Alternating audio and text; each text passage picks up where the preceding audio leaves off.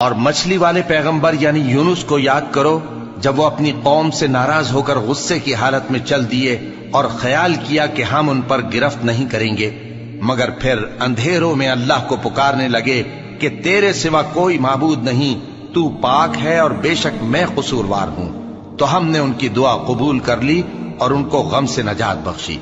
اور ایمان والوں کو ہم اسی طرح نجات دیا کرتے ہیں۔ اور زکریا کو یاد کرو جب انہوں نے اپنے پروردگار کو پکارا کہ پروردگار مجھے اکیلا نہ چھوڑ اور تو سب سے بہتر وارث ہے، تو ہم نے ان کی پکار سن لی اور ان کو یحییٰ بخشے اور ان کی بیوی کو اولاد کے قابل بنا دیا۔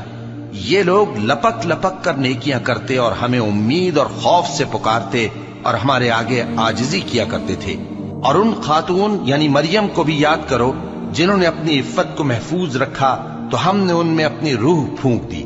اور ان کو اور ان کے بیٹے کو اہل عالم کے لیے نشانی بنا دیا۔ لوگو، یہ تمہاری جماعت ایک ہی جماعت ہے اور میں تمہارا پروردگار ہوں، تو میری ہی عبادت کیا کرو۔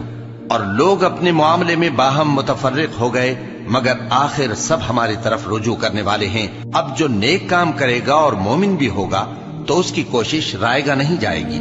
اور ہم اس کے لیے ثواب اعمال لکھ رہے ہیں۔ اور جس بستی والوں کو ہم نے ہلاک کر دیا، محال ہے کہ رجوع کریں، وہ واپس نہیں آئیں گے،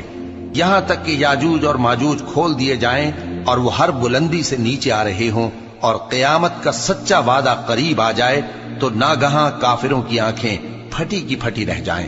اور کہنے لگیں کہ ہائے شامت، ہم اس حال سے غفلت میں رہے، بلکہ ہم خود ہی ظالم تھے۔ کافرو، اس روز تم اور جن کی تم اللہ کے سوا عبادت کرتے ہو دوزخ کا ایندھن ہوں گے اور تم سب اس میں داخل ہو کر رہو گے۔ اگر یہ لوگ در حقیقت معبود ہوتے تو اس میں داخل نہ ہوتے، سب اس میں ہمیشہ رہیں گے، وہاں ان کو چلانا ہوگا اور اس میں کچھ اور نہ سن سکیں گے۔